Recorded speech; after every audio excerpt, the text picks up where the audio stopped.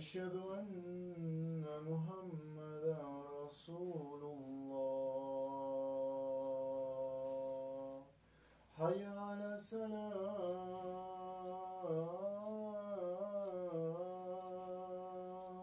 حي على السلام.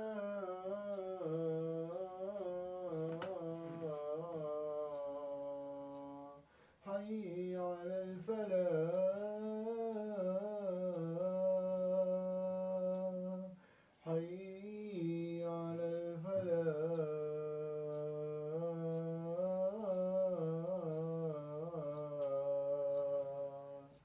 الله أكبر الله أكبر. لا إله إلا الله. إن الحمد لله نحمده ونستعينه ونستغفره ونعوذ بالله من شرور أنفسنا ومن سيئات أعمالنا. من يهده الله فلا مضل له ومن يضلل فلا هادي له. وأشهد أن لا إله إلا الله وحده لا شريك له وأشهد أن محمدا عبده ورسوله صلى الله عليه وسلم. قال تعالى: يا أيها الذين آمنوا اتقوا الله حق تقاته ولا تموتن إلا وأنتم مسلمون. يا أيها الناس اتقوا ربكم الذي خلقكم من نفس واحدة وخلق منها زوجها وبعث منهما رجالا كثيرا ونساء واتقوا الله الذين تسألون به الأرحام إن الله كان عليكم رقيبا. يا أيها الذين آمنوا اتقوا الله وقولوا قولا سديدا يصلح لكم أعمالكم ويغفر لكم ذنوبكم ومن يطع الله ورسوله فقد فاز فوزا عظيما. أما بعد، فإن خير حديث كتاب الله وخير هادي محمد صلى الله عليه وسلم وشر الأمور محدثاتها وكل محدثة بدعة وكل بدعة ضلالة وكل ضلالة في النار. Todas las alabanzas son para Allah, a Él lo glorificamos y nos encomendamos, nos refugiamos en Allah del mal que hay en nuestras almas y la maldad de nuestras acciones. A quien Allah guía, nada ni nadie lo podrá desviar, pero a quien Allah desvía, nada ni nadie podrá guiar. Atestigo que no hay ninguna divinidad que merezca adoración excepto Allah, único y sin asociados. Y atestigo que Muhammad es su siervo y mensajero. Hermanos y hermanas en el Islam, tengamos temor de Allah, pues la piedad es la mejor provisión y el camino más recto que todos debemos seguir. Dice el Altísimo en el Sagrado Corán: oh creyentes, teman a Allah como es debido y no mueran sino musulmanes sometidos a Él. Oh seres humanos, tengan temor de su Señor, que los ha creado de un solo ser, del que creó a su esposa e hizo descender de ambos muchos hombres y mujeres. Tengan temor de Allah, en cuyo nombre se reclaman sus derechos, y respeten los lazos de parentesco que los observan. Oh creyentes, tengan temor de Allah y hablen solamente con la verdad y hablen solamente con fundamento. Si lo hacen, Él hará virtuosas sus obras y perdonará sus pecados. Quien obedece a Allah y a su mensajero obtendrá un triunfo grandioso. La mejor palabra es la del libro de Allah y la mejor guía es la guía de Muhammad. Y el peor de los asuntos son las innovaciones, pues ellas son un desvío y todo desvío conduce al fuego del infierno. Siervos de Allah, Allah el Altísimo ha relatado en el Corán historias que son verídicas, no son cuentos ni recuerdos del pasado, sino son advertencias vivas para aquellos que reflexionan. Entre ellas está la historia del pueblo de Samud, a quienes Allah envió a su profeta Saleh. Allah dice en el Sagrado Corán: y a Samud enviamos a su hermano Saleh, quien dijo: oh pueblo mío, adorad solamente a Dios y no tengas otra divinidad fuera de Él. Pero ¿quién era Samud? Samud no era un pueblo ignorante, ni débil, ni empobrecido. Era una civilización avanzada, fuerte, estable, orgullosa de su progreso. Allah los describe en el Sagrado Corán de la siguiente forma: y se sienten seguros de permanecer ahí entre jardines y manantiales y de tallar casas en las montañas con gran habilidad. Ellos tenían seguridad, riqueza y técnica. Ellos eran una antigua civilización que estaba en la península arábiga, en una región que se llama el Hijr, que es la región montañosa de la península arábiga, y actualmente están sus ruinas, se las puede ver tanto en Madian Saleh y Petra. Son estas casas y gigantes castillos tallados todos en la roca. Estos eran el pueblo de Samud, una civilización avanzada para su época, con fuerte poder económico gracias al comercio, con seguridad y con una tecnología avanzada, ya que tallaban palacios, tallaban casas en la roca. Y no eran casas pequeñas, eran gigantes palacios que tallaban dentro de la roca misma. Saleh, el profeta enviado a esta nación, no les pidió abandonar su vida, ni olvidar tampoco su trabajo, ni olvidar su riqueza, ni olvidar su tecnología, sino les pidió purificar su fe, abandonar la idolatría y la corrupción y reconocer que toda bendición proviene de Dios uno solo. Pero sucedió algo. Sus corazones estaban enfermos. No rechazaron la verdad por falta de pruebas, sino por arrogancia. Esta gente y la dirigencia de esta gente le decía a Saleh: no te rechazamos a ti, sabemos que eres uno de los buenos, pero sí rechazamos lo que tú traes, porque va en contra de lo que nuestros padres nos han enseñado. Pero ellos se olvidaban que sus padres adoraban a Dios. Ellos no eran descendientes directos de Ismael, pero sí de uno de los hijos de Noé. Y tenían conocimiento de lo que era verdad y lo que era falso, según sus descendientes, pero se habían desviado y habían preferido ese camino. Y le exigieron una señal de Dios. Y Allah les concedió una señal. De en medio de la roca, de en medio de la montaña se abrió y salió una camella gigante que estaba preñada. Y Allah dijo: esta es la camella de Allah, una señal para ustedes. No le hagan daño o les alcanzará un castigo cercano. El trato que tenían era que esta camella bebiese del pozo que daba abasto a toda la ciudad un día, y que el día siguiente lo hiciese la gente. Pero al día siguiente también la gente se beneficiaba con la leche de este animal, que daba abasto a toda la ciudad. No estamos hablando de un pueblo de 10, 15 personas, sino de una ciudad gigante, tallada en la piedra. Entonces este era el trato. Y hubo gente que siguió esto, y hubo gente que creyó en lo que el profeta Saleh trajo, por el milagro vivo que veían, y veían día a día, porque este animal, como podía beber toda el agua de un día del pozo, también daba al día siguiente leche para toda la gente. No era una señal que hubiese pasado y la gente dejase, como que fue un centello y no pasó nada más y no creemos porque cuentan, sino era algo que lo veían todos los días. Era algo visible, era algo público, era una señal que no podían ellos refutar. Pero la condición mínima era no dañar a esta camella. Y Allah dice en el Sagrado Corán: ellos la desmintieron y la mataron. Y así pasó. Si en un principio la gente estaba fascinada por el milagro, empezó a decir: pero se está tomando nuestra agua y un día por medio no es suficiente, y empezaron a tramar. Y fue uno, y en algunas narraciones dice que fueron dos, pero fue una persona que mató a la camella. Pero ¿por qué Allah atribuye el crimen a toda la sociedad?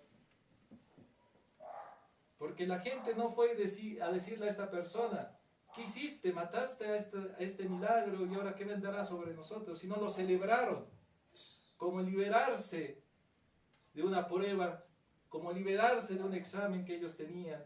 Y dijeron: ya estamos libres de esto. Se burlaron, justificaron el pecado y guardaron silencio ante el mal.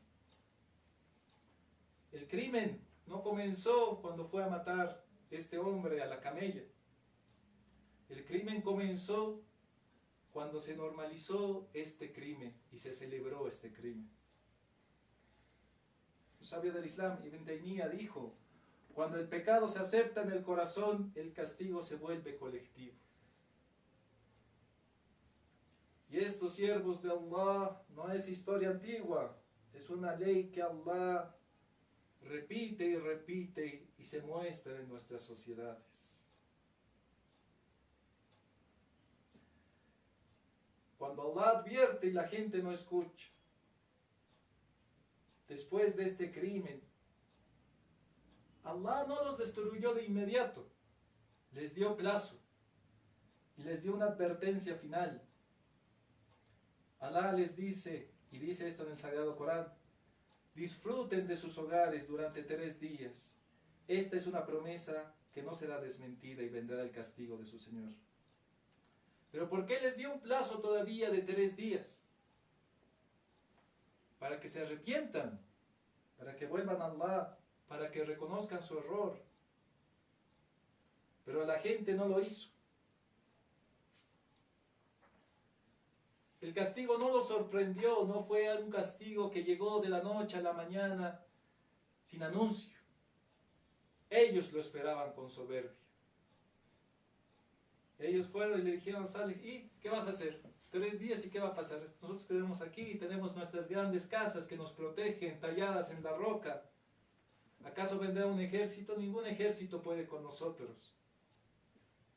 ¿Acaso vendrá una calamidad? Nuestras casas son talladas en la roca, no hay nada que las destruya. ¿Y qué pasó al tercer día? Llegó la orden de Allah, y dice Allah en el Sagrado Corán: el estruendo los alcanzó y amanecieron muertos en sus hogares. ¿Y qué quedó de esta civilización? Ruinas.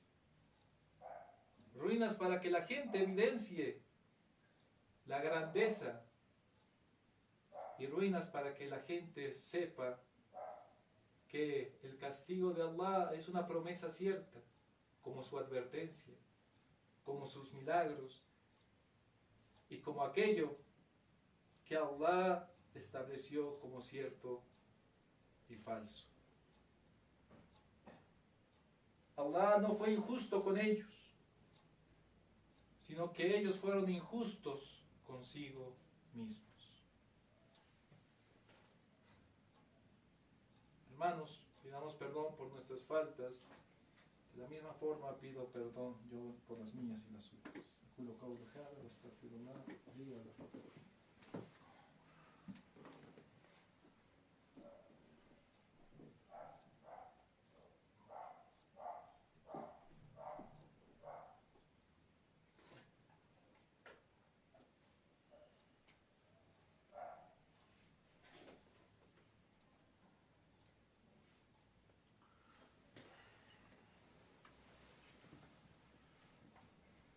إن الحمد لله نحمده ونستعينه ونستغفره ونعوذ بالله من شرور أنفسنا ومن سيئات أعمالنا من يهده الله فلا مضل له ومن يضلل فلا هادي له وأشهد أن لا إله إلا الله وأشهد أن محمدا عبده ورسوله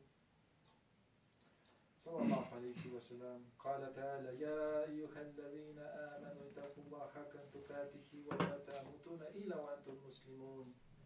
يا أيها الذين آمنوا اتقوا الله وقولوا قولا سديدا يصلح لكم أعمالكم ويغفر لكم ذنوبكم ومن يطع الله ورسوله فقد فاز فوزا عظيما. Amma ba'd. Todas las alabanzas son para Allah, a Él lo glorificamos y nos encomendamos. Nos refugiamos en Allah del mal que hay en nuestras almas y la maldad de nuestras acciones. A quien Allah guía, nada ni nadie lo podrá desviar, pero a quien Allah desvía, nada ni nadie lo podrá guiar. Atestigo que no hay ninguna divinidad que merezca adoración excepto Allah, único y sin asociados. Y atestigo que Muhammad es su siervo y mensajero. Hermanos y hermanas en el Islam, tengamos temor de Allah, pues la piedad es la mejor provisión y el camino más recto que todos debemos seguir. Dice Altísimo en el Sagrado Corán: oh creyentes, teman a Allah como es debido y no mueran sino musulmanes sometidos a Él. Oh seres humanos, tengan temor de su Señor, que los ha creado de un solo ser, del que creó a su esposa, hizo descender de ambos muchos hombres y mujeres. Tengan temor de Allah, en cuyo nombre se reclaman sus derechos, y respeten los lazos de parentesco que los observan.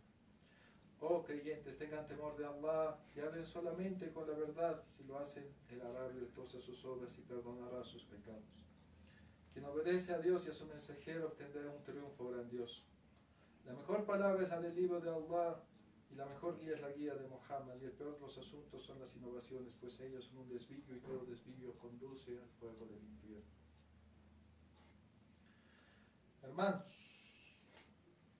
podemos encontrar en esta historia, la historia de Thamud, la historia del profeta Saleh, muchas lecciones para nosotros. Y como les he dicho, no estamos hablando de un pueblo primitivo que no conocía y no tenía tecnología. No estamos hablando de una sociedad bárbara, sino de una sociedad que era luz en su tiempo, de una sociedad que tenía ciencia, que tenía economía, que tenía tecnología, que tenía avances, que no eran ignorantes. Y si no se ubican todavía más o menos de esta cultura, de este pueblo, incluso se han filmado películas ahí en sus ruinas. Si no recuerdan la película de Indiana Jones, justamente cuando va a recuperar el Santo Grial y está en unos palacios excavados en la roca. Entonces, estas son las ruinas de este pueblo. Estas son las casas, los palacios gigantes que ellos habían excavado en la roca y que quedaban como evidencia, no de su tecnología, sino también de cómo desaparecieron repentinamente. Y esto nos muestra que las sociedades no caen por ignorancia, sino caen por arrogancia. La segunda lección: el pecado colectivo comienza cuando el mal se normaliza. Aunque lo practiquen, sean pocos, pero se ha normalizado. Y esto no es una lección solamente para las sociedades, es una lección para nosotros mismos. Esto se hace en grande como en pequeño. Cuando nosotros comenzamos a normalizar el pecado en nuestras vidas, cuando nosotros, aunque no lo cometamos, lo aprobamos desde el corazón, estamos comenzando con esta normalización. Y lo mismo pasa en nuestras familias y con quienes estamos nosotros, y dependen de nosotros. Se lo normaliza, aunque nosotros no lo cometamos, y entonces comienza la corrupción en la familia. Y también después pasa en nuestras comunidades. Cuando se normaliza la falta, cuando se normaliza el pecado, aunque nosotros no lo cometamos, comienza la destrucción. Y así, y así, y así, hasta que se destruye una sociedad. El tercer punto y la tercera lección quien ve el mal y no lo aprueba en su corazón, quien ve el mal y lo aprueba en su corazón participa de su culpa.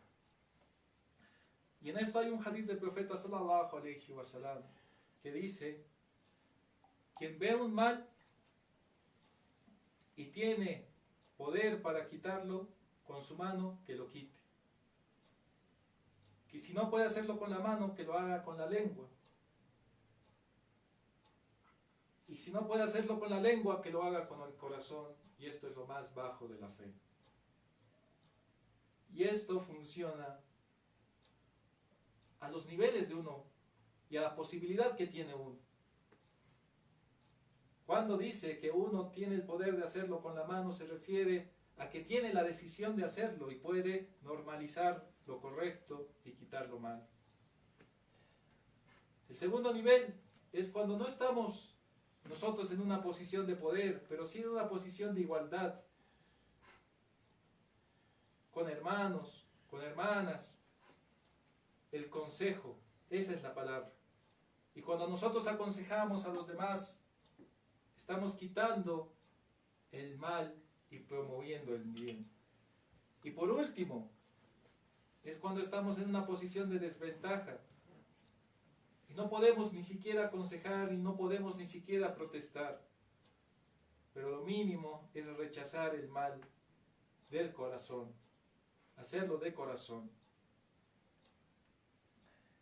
Y entendamos también que Allah da plazos, pero no existe inmunidad.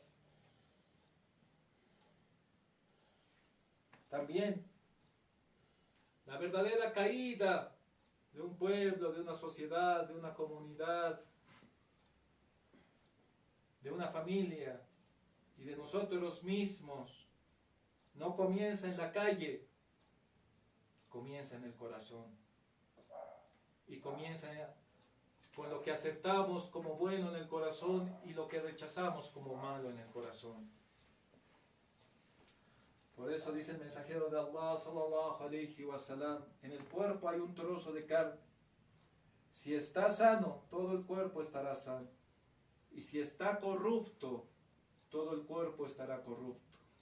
Y ciertamente este órgano es el corazón. Pidamos a Allah el Altísimo que nos dé corazones vivos, humildes, firmes en la verdad. Pidamos a Allah que nos haga de las personas justas y correctas,